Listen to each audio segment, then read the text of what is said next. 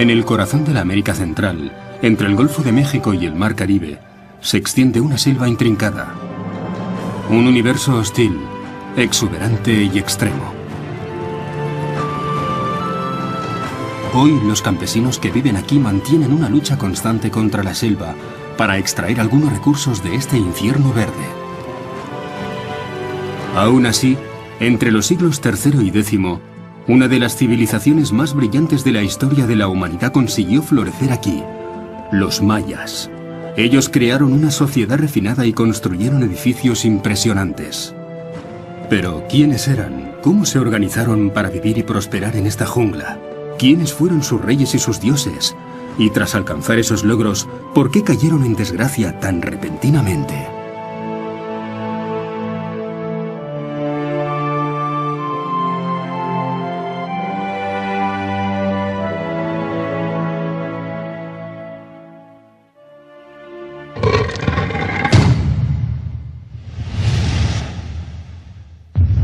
El mundo perdido de los mayas.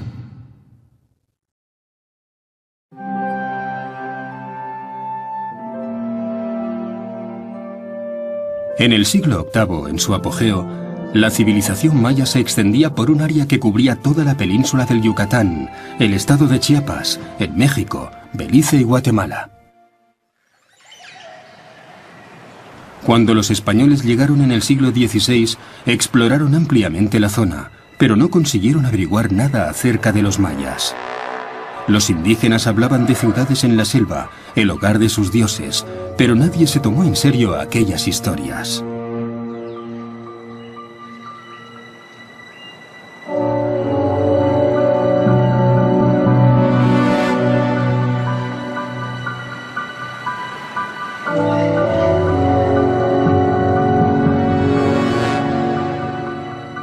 Los misioneros fueron los primeros en interesarse por la cultura maya. A finales del siglo XVII, un monje franciscano exploró la región de Petén. A la vuelta de su peligrosa misión, habló de una ciudad increíble. Probablemente, Andrés de Avendaño y Loyola había descubierto Tikal. Los exploradores no empezaron a buscar las ciudades perdidas hasta finales del siglo XIX, y se quedaron sorprendidos. Tras permanecer dormidas durante miles de años, las esculturas, las estelas, los templos y los palacios reaparecieron sobre la faz de la Tierra, revelando secretos de otras épocas. Los científicos pueden ahora unir las piezas de su historia para entender el enigmático ascenso y caída de una de las civilizaciones más originales de todos los tiempos. Osvaldo Gómez es arqueólogo. Trabaja en el sitio de Tikal, una de las dos grandes capitales de las Tierras Bajas situadas en la región de Petén. ¿Todo bien? Ah, muy bien. ¿Puedes levantarlo un poco, Chepe, y me lo muestras? Es bonita, ¿verdad?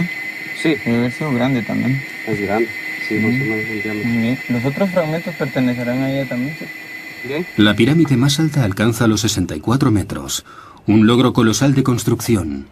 Los mayas no tenían herramientas de metal para trabajar los bloques de piedra, y aún así lograron edificar una docena de templos en la ciudad.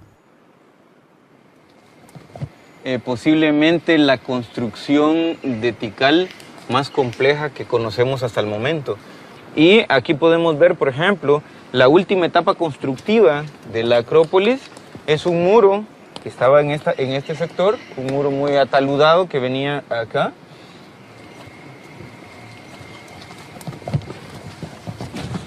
La Acrópolis del norte llegaba hasta esta pared. Hay un muro muy ataludado con este zócalo hundido, que forma esta pequeña cornisa acá. Esto es una construcción que podemos llamar típica del periodo clásico temprano de Tikal. En la gran pirámide de Tikal se conectan y se superponen tres templos sucesivos. Se debe a la ambición de todos los reyes, que querían superar a sus predecesores construyendo una pirámide más alta.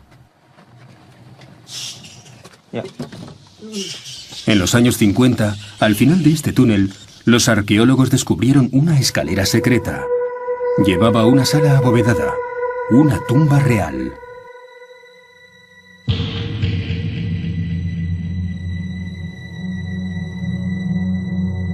En el interior estaba el esqueleto de un hombre cubierto con joyas de jade, símbolo maya de vida e inmortalidad. Era la tumba del rey Asau Chan Kawil, que gobernó Tikal hasta el 734 después de Cristo.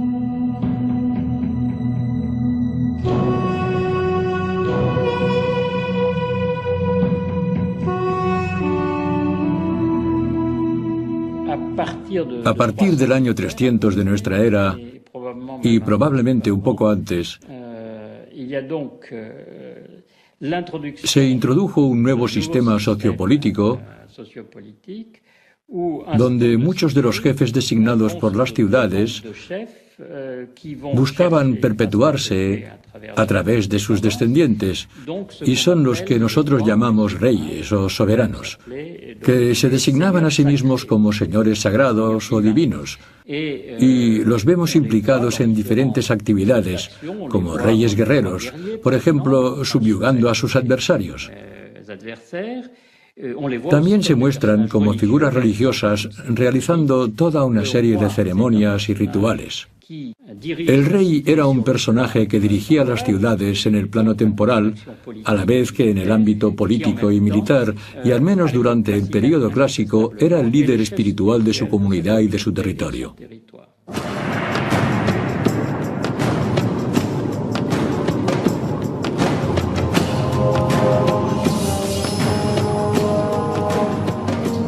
En cada ciudad principal, el rey, equiparado a un dios, cargaba con la responsabilidad de mantener el buen funcionamiento del universo. Las estelas, los bajorrelieves en los templos y las tapas de los sarcófagos nos permiten saber más sobre esas figuras que organizaron su propio culto. Buscaron los mejores artistas para dejar plasmada su leyenda.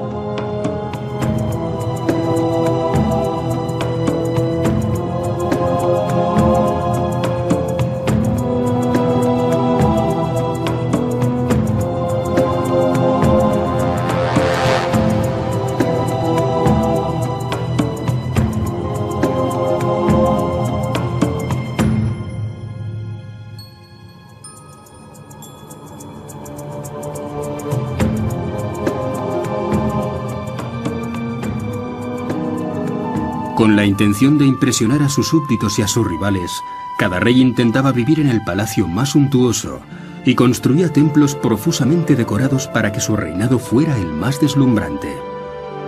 En el mundo maya había una ciudad cultural, pero no política. Las ciudades importantes eran independientes y desarrollaban su propia identidad y características. Después de que se inventara y se desarrollara el sistema de realeza sagrada, la tendencia fue la creación de lo que, por las referencias que tenemos, llamaríamos ciudades-estado según la terminología occidental. Pero esas ciudades-estado estaban lejos de ser estables. Cierto número de ellas ambicionaba cubrir territorios relativamente vastos, mientras que otras mantenían una posición más modesta. Algunas ciudades-estado dominaban unos pocos kilómetros cuadrados. Otras, y este es el caso de las dos más notables, Tikal y Calakmul, albergaban grandes pretensiones en relación al dominio territorial. De hecho, entraron en conflicto entre ellas. El mundo maya clásico incluía hasta 70 ciudades-estado independientes, quizá más, que luchaban entre ellas o mantenían alianzas. Cada ciudad-estado tenía que organizar sus propios asuntos para cubrir sus necesidades. De las ciudades mayas tan solo se han conservado el centro, con las resistencias del rey, la aristocracia, los sacerdotes y los soldados. Según los expertos, el centro de Tikal cubría al menos 9 kilómetros cuadrados y acomodaba a unos 8.000 habitantes. Cubriendo un área mucho mayor, la Gran Tikal se extendía a unos 120 kilómetros cuadrados y albergaba 60.000 habitantes. Osvaldo Gómez se dispone a explorar los suburbios de la ciudad.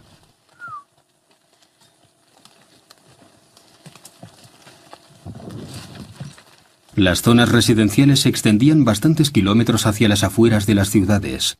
Los campesinos vivían en casas sencillas. Sí, hay mucha cerámica. montón de estructuras, hay miles de estructuras que ahora los arqueólogos entendemos y llamamos estructuras no visibles, porque no son perceptibles al ojo humano porque no sobrepasan los 20 o 30 centímetros de altura. Actualmente es difícil apreciar la gran extensión de estas áreas suburbanas, donde las edificaciones sencillas han desaparecido prácticamente.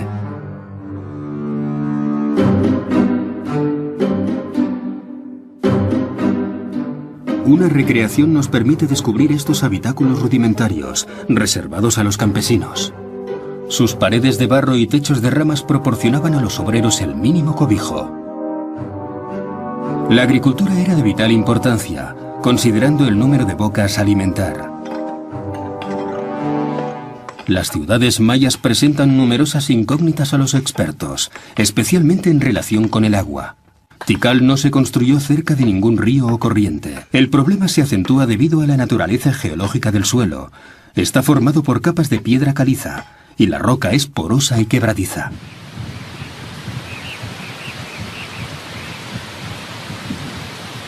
Las lluvias son abundantes en esta región tropical durante los meses de la estación húmeda.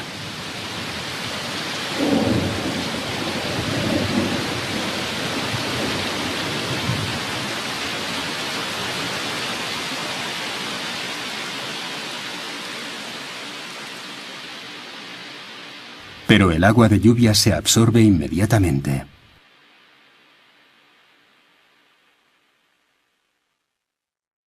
Vernon Scarborough, profesor de la Universidad de Cincinnati, Estados Unidos, es uno de los muchos arqueólogos que estudian la relación entre las civilizaciones y su entorno natural.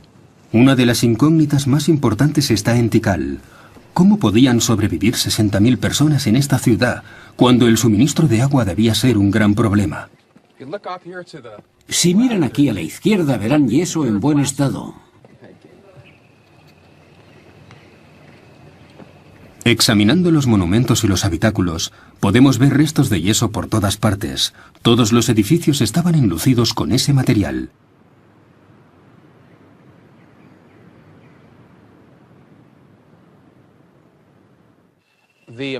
La cantidad de yeso utilizado en Tikal era considerable. Yo creo que todos los edificios que aún se pueden ver fueron cubiertos de yeso y luego pintados. Además, lo empleaban en todas las plazas, patios y tejados, y se empleaba una enorme cantidad de yeso para impermeabilizar las viviendas. Y esa impermeabilización permitía recoger el agua, y a la vez impedía que el agua se filtrase en el subsuelo. Hay que tener en cuenta que estamos en una región en que abunda la piedra calcárea, muy porosa y fracturada. Esas capas de yeso han sido eliminadas recientemente. Su grosor, de unos 7 centímetros, debió proporcionar un efectivo revestimiento impermeable. Su uso, además, hacía los edificios resistentes al agua y protegía a los habitantes de fugas de agua y filtraciones. La presencia de pigmentos rojos es notable también. Muchos muros y fachadas estaban pintados de ese color.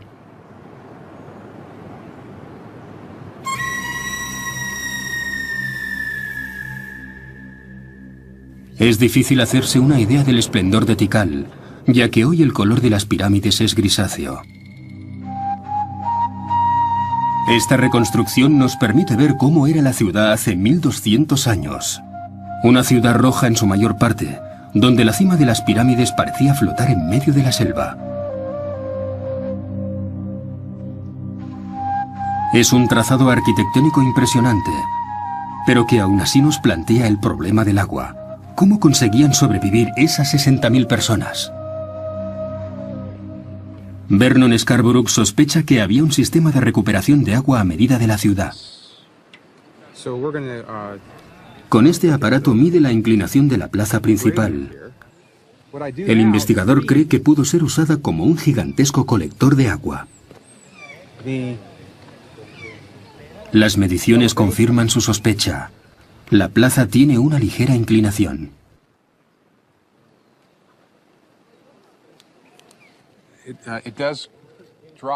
Va bajando y donde nosotros estamos hay casi 1 metro más de altura.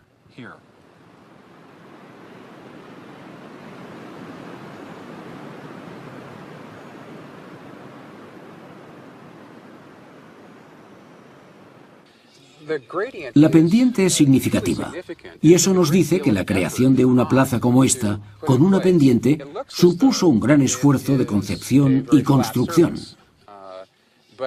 A primera vista, parece que es una superficie plana, pero no es así. Es una ligera pendiente que permite que el agua se deslice durante la estación lluviosa. Está hecha deliberadamente y construida con mucha precisión.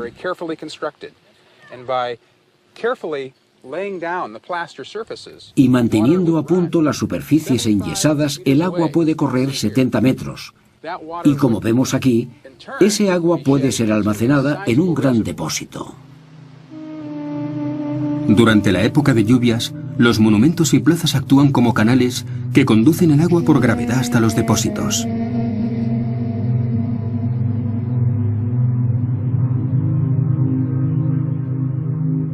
Todo esto representa un verdadero logro en términos de urbanismo y adaptación al medio. Pero el ingenio de los mayas respecto a la gestión de suministros no termina aquí. A los arqueólogos les esperan más sorpresas.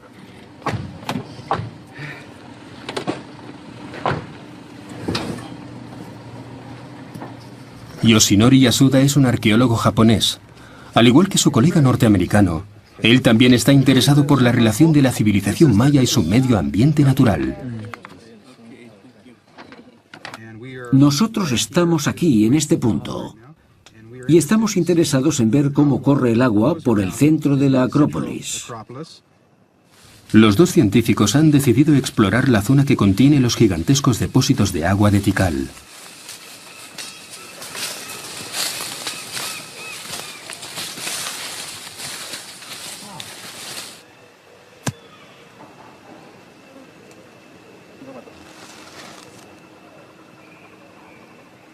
Un análisis del suelo de los lugares de almacenamiento proporciona más información sobre cómo se usaban. Profesor Yasuda, mire, seguramente esto es el fondo del depósito. Hay restos de yeso por todas partes.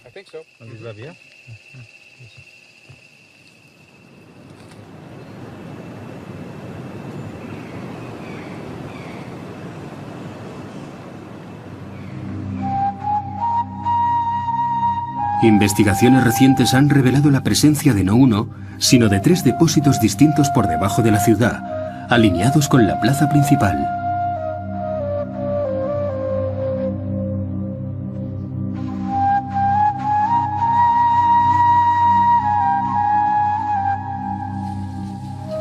Los dos científicos se preguntan por qué los mayas construyeron tantos y prosiguen su búsqueda un poco más abajo.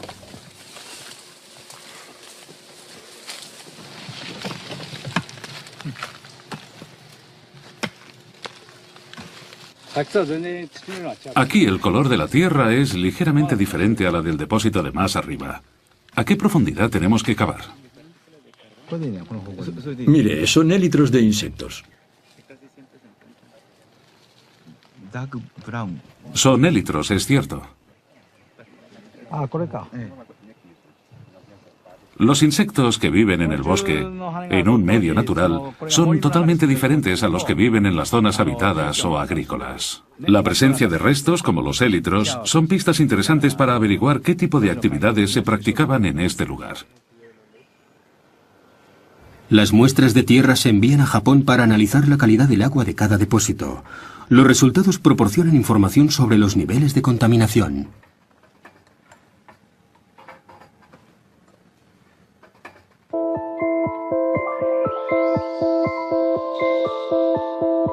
Los resultados son claros.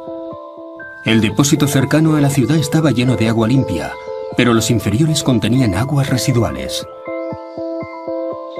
Otro punto interesante es que los élitros de los insectos pertenecen a una especie de gorgojo, un parásito que ataca los cultivos. Las aguas residuales y la presencia de este insecto típico en las zonas agrícolas sugieren que este depósito se usaba para regar las plantaciones. La gente que vivía en la cima de la colina usaba el agua limpia y los que vivían en la zona inferior la reutilizaban para sus plantaciones. Probablemente tenían un sistema de alcantarillas, recuperaban las aguas residuales y las almacenaban. Actualmente descartamos el agua que utilizamos, pero los antiguos mayas no lo hacían, reciclaban el agua. Era una manera ingeniosa de conservar los recursos y evitar la polución, y poder abastecer a una población de varios millares de personas. Gracias a un sistema inteligente y un uso eficiente de los recursos, los mayas consiguieron desarrollarse y prosperar en un medio que era inicialmente hostil en lo que al agua respecta.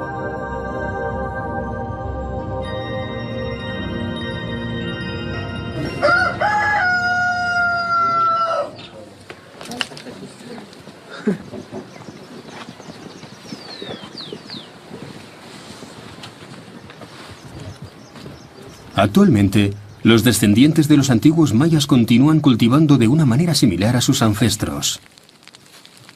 Hacia el final de la estación seca, en abril, encienden fuegos para limpiar las zonas donde plantarán.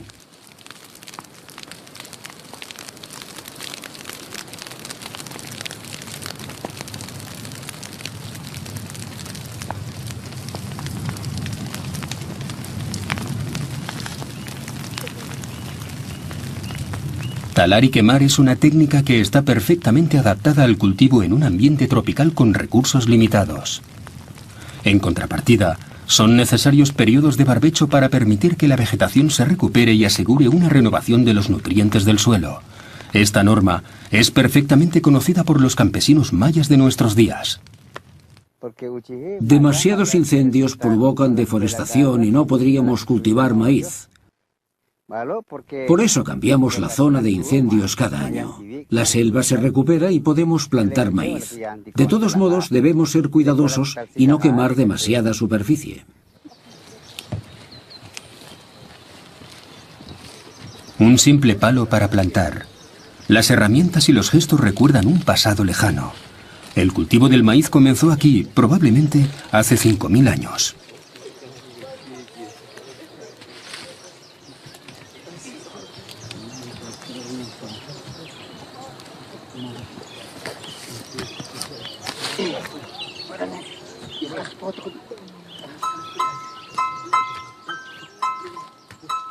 Originalmente, la planta solo producía unas pequeñas panuchas, que daban unos cuantos granos. Seleccionando y cruzando los granos más grandes y mejor formados, los pueblos de la zona consiguieron el maíz que conocemos hoy.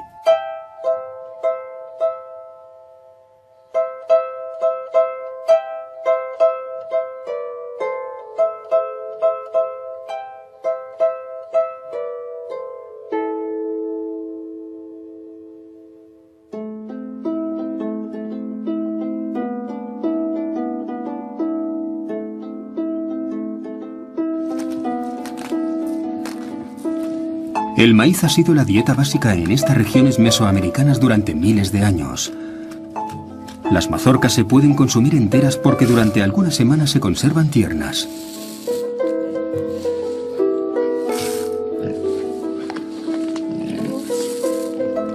Pero generalmente se convierten en harina para hacer una pasta que se hierve o se hacen pasteles.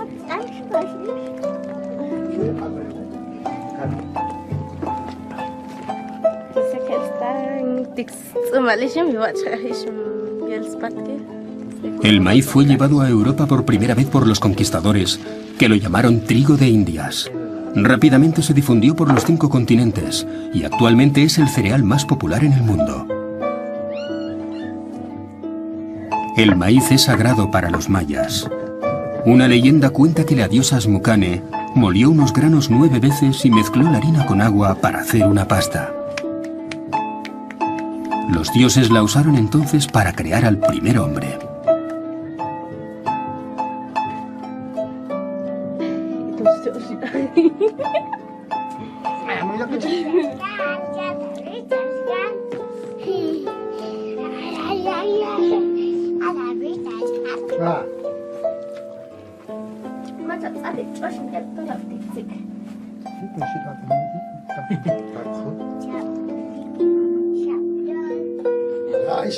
Somos los hijos del maíz.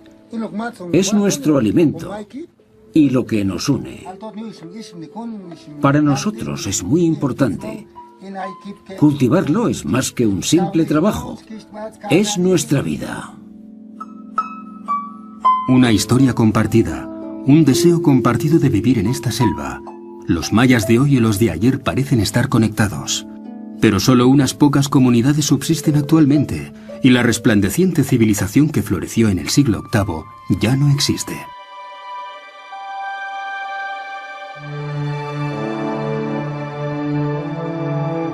Yoshinori Yasuda intenta determinar las causas de este declive, convencido de que el entorno ha conservado alguna evidencia de lo que sucedió.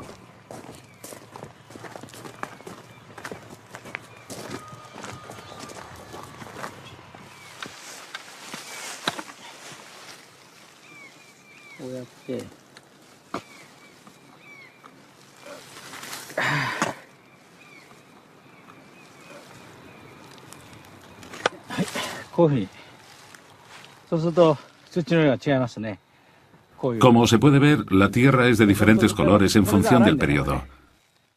Son restos de lo que se encontraba en aquellos momentos en la atmósfera y cayeron a la tierra.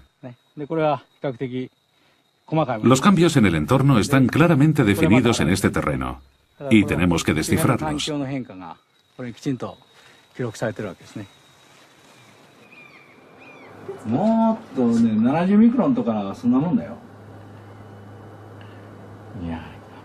Las sospechas del profesor Yasuda se confirman.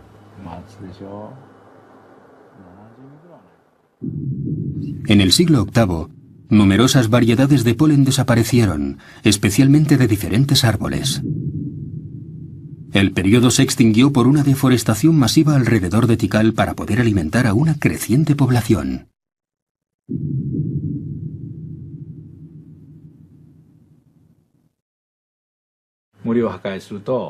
Con la destrucción del bosque, la fertilidad del suelo y la retención de agua se ven reducidas. En esta zona se han registrado abundantes lluvias durante el siglo VIII que erosionaron el suelo fértil. El terreno se deterioró y no había sustrato para nutrir las plantas.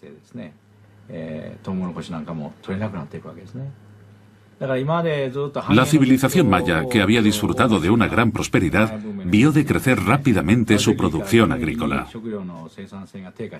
Y al mismo tiempo aumentó la población, y enseguida se produjo una escasez de alimentos.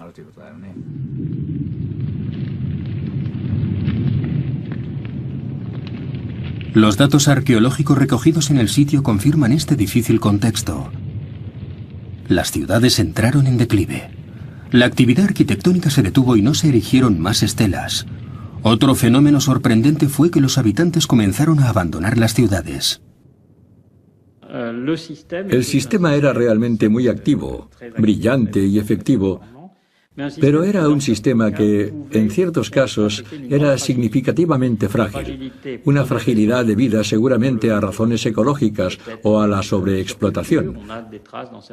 Tenemos evidencias en algunos lugares de problemas ecológicos provocados por los cultivos. La erosión del suelo, por ejemplo. También hubo problemas entrópicos unidos a la inseguridad, las guerras y la competitividad. No hay duda de que algunos lugares desaparecieron porque se mataron unos a otros.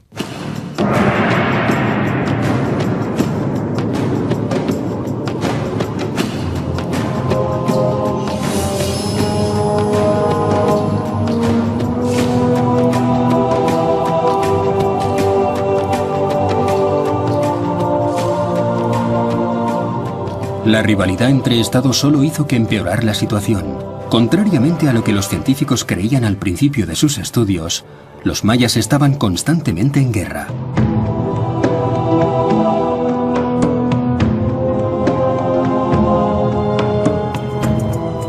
El sitio de Bonampak, descubierto en 1946 en el estado de Chiapas, ofrece pruebas irrefutables de esto. Chan Muan, un rey respetado como jefe guerrero, se enfrentó y subyugó a otros grupos mayas.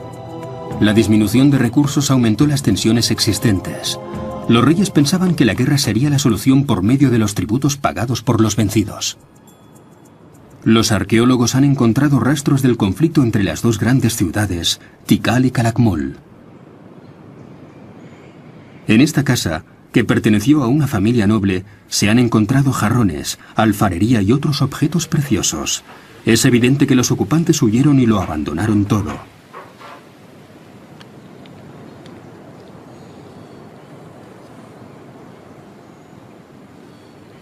Esto es lo que parece raro en esta excavación, que los fragmentos de cerámica sean tan grandes, porque si la gente hubiese continuado viviendo en este edificio, es poco probable que estuvieran caminando sobre toda esta cantidad de cerámica. Es lamentable que se haya perdido toda la información que debió haber guardado la enorme ciudad de Tikal. Es un tanto frustrante ver que una ciudad que luego que sobrevivió 1800 años, de repente termine tan abruptamente como posiblemente terminó Tikal. En algunas ciudades, la situación era tan mala que los dirigentes emprendieron la huida, abandonando a la población a su destino. El mundo maya cayó progresivamente en el caos.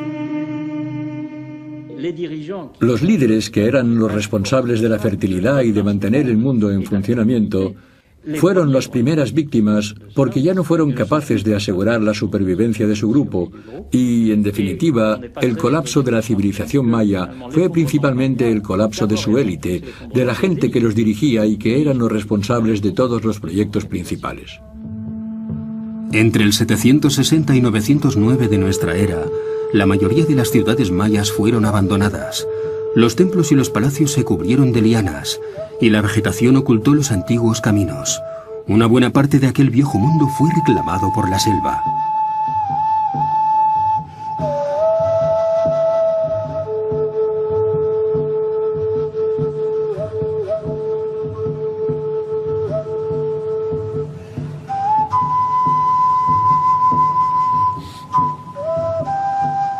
Aguateca, a 150 kilómetros de Tikal, ha conservado los restos de la violencia del conflicto. Hay una pirámide en plena construcción que no se terminó.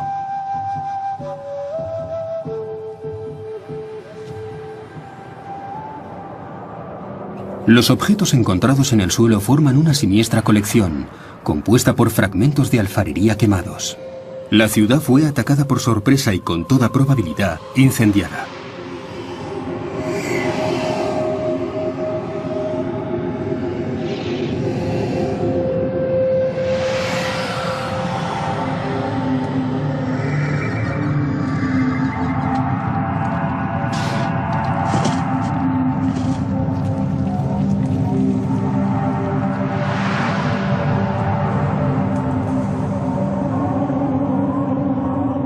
En los siglos IX y X, los mayas de las tierras bajas entraron en un acusado declive. Fue el final del llamado Período Clásico.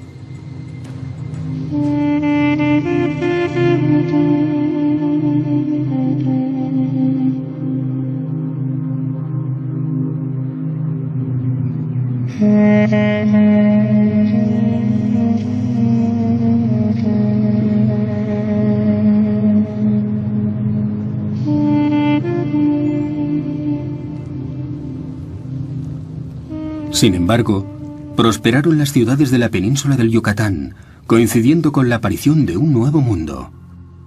Alrededor del año 1000 apareció una nueva civilización con influencias de los mayas y los toltecas.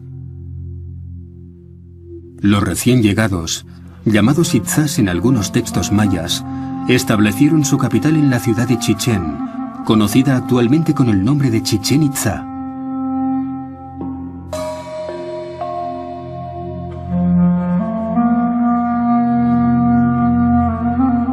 Las construcciones y monumentos de Chichén Itzá dan testimonio de la nueva cultura que se impuso. Con 30 metros de altura, el castillo es el monumento más importante de Chichén Itzá. Tiene forma de pirámide con 9 niveles, típicamente maya, coronada por un templo rectangular. Dentro de la nueva sociedad que ocupó el lugar, se confirma la influencia de un número de grupos guerreros que anteriormente no se habían visto y se crearon nuevas prácticas religiosas en las que se realizaban sacrificios. Hay muchas representaciones de sacrificios. Tal vez hubo cambios en las creencias referentes a la muerte. Hay una serie de imágenes que describen nuevos personajes y en una posición predominante está la serpiente emplumada. Se impuso un nuevo culto religioso, el culto al dios Quetzalcóatl, la serpiente emplumada, que los mayas llamaban Kukulcán y que, según una antigua leyenda conocida por todos los pueblos de la región, volvería un día por mar después de un largo exilio. El castillo fue construido respetando ciertos elementos astronómicos y del calendario. Tiene 91 escalones en cada lado, sumando 364 en total. Si añadimos la plataforma superior, tenemos 365, el número de días del calendario solar. Durante los equinoccios de primavera y otoño, la sombra proyectada en la escalinata parece dar vida a la serpiente de la escalera de la cara norte.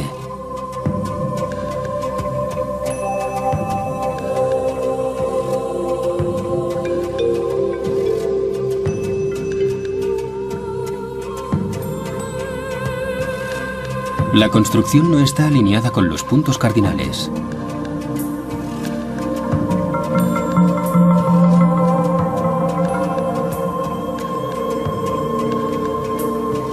Si se hubiera respetado esa norma, no se produciría el fenómeno de la iluminación de la serpiente emplumada. La pirámide está girada a 17 grados. En el momento exacto del solsticio, la sombra de los escalones produce la aparición. Durante 1000 años, este monumento ha escenificado los ciclos temporales asociados a la divinidad.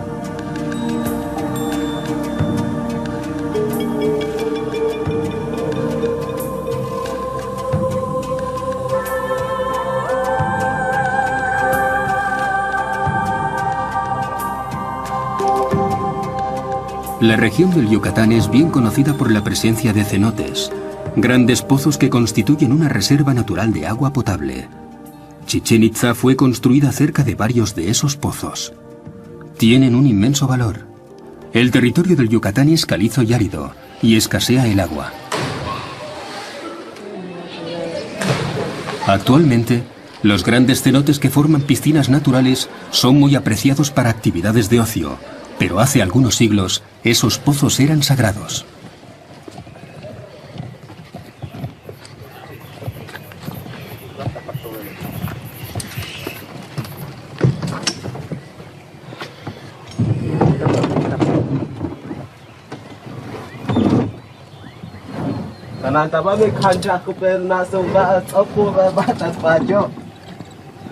Un grupo de arqueólogos, liderados por Carmen Rojas, se prepara para explorar un cenote situado en las proximidades de Chichén Itzá.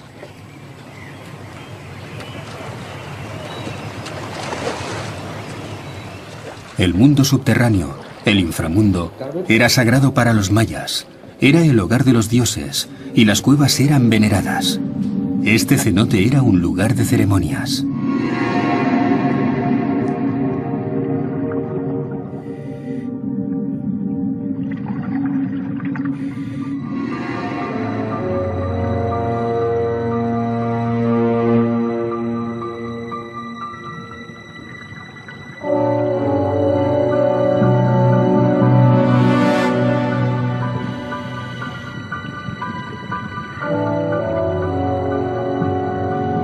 Docenas de esqueletos reposan en el fondo del pozo. El equipo de submarinistas ha descubierto hasta ahora alrededor de un centenar. ¿Qué significa la presencia de esos huesos? Estos dientes, afilados con limas, prueban que el cráneo perteneció a un antiguo maya.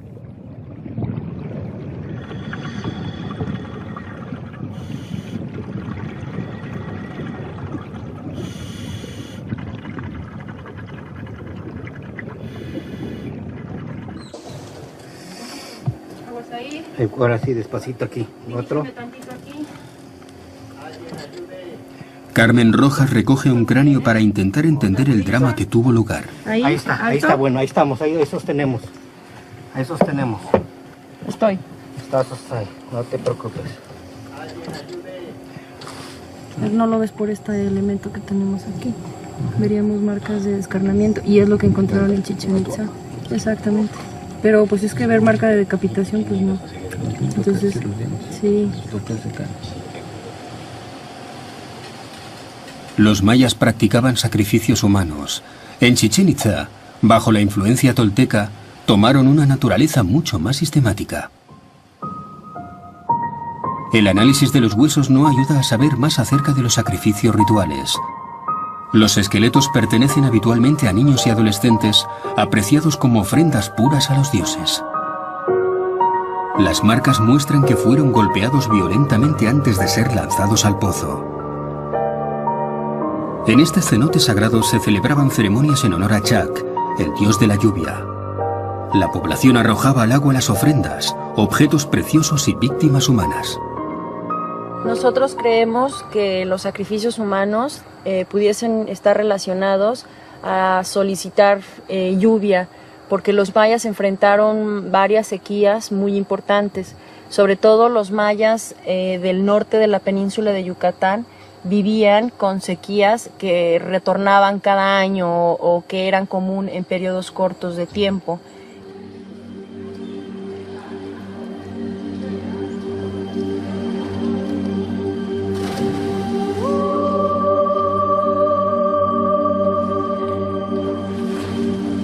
El obispo español Diego de Landa narra cómo los habitantes de Chichén Itzá arrojaban niños al cenote al despuntar el día. Si alguno de ellos sobrevivía hasta mediodía, los sacaban. Se los consideraba mensajeros de los dioses, se convertían en oráculos y la gente esperaba sus predicciones.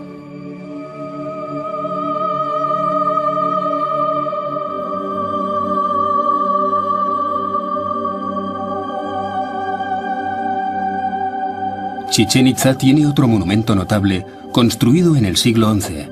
Este edificio es un observatorio astronómico.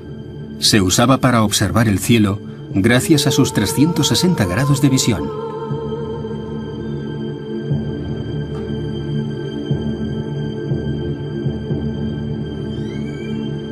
Ed Van Hart, de la Universidad de Austin, Texas, arqueólogo especializado en cultura maya, está interesado en este monumento.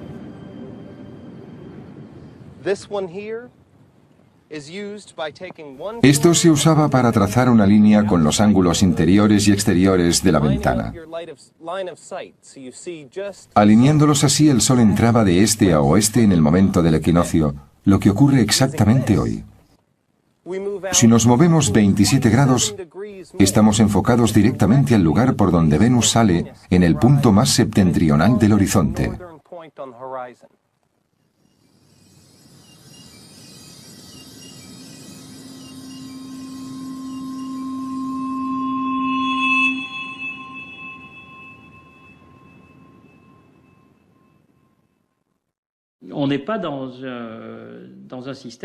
En sí mismo no es un simple sistema de observación del tipo puramente astronómico. En realidad, tiene más bien un aspecto astrológico, aunque se realizaran observaciones exactas y cálculos precisos.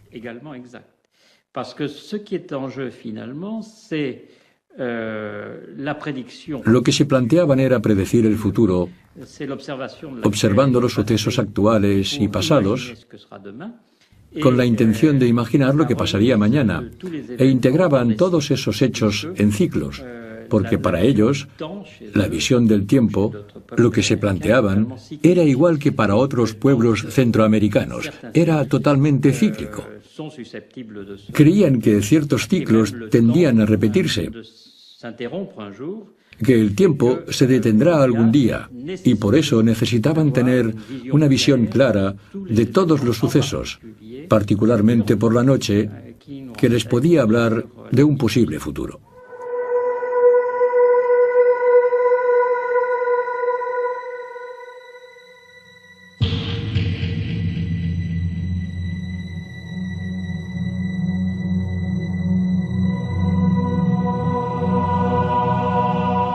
Los sacerdotes mayas intentaban anticipar incidentes y accidentes históricos gracias a las conjunciones estelares y planetarias.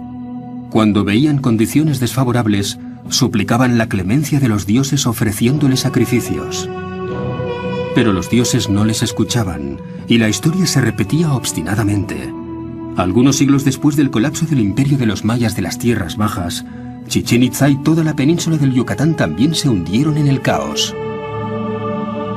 Al final del siglo XV, el Yucatán se sumió en un marasmo. Una multitud de pequeños reinos entraron en constantes guerras.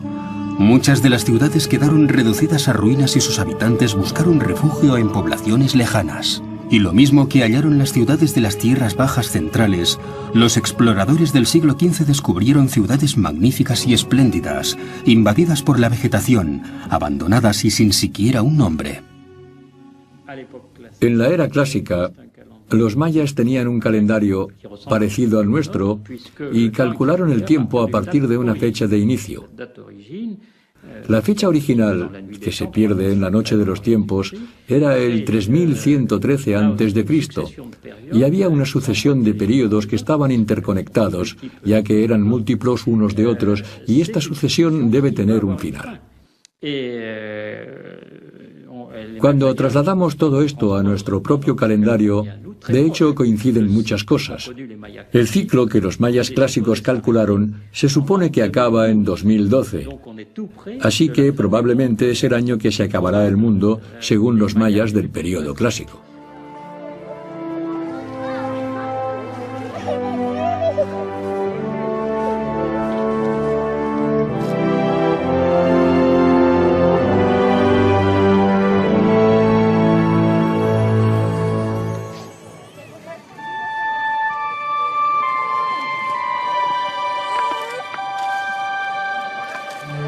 De momento, el mundo maya parece estar resurgiendo del olvido y revive.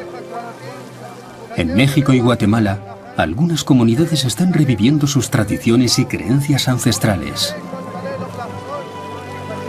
Con la ayuda de sus antiguos dioses, se esfuerzan a su manera por redescubrir los elementos dispersos de su historia.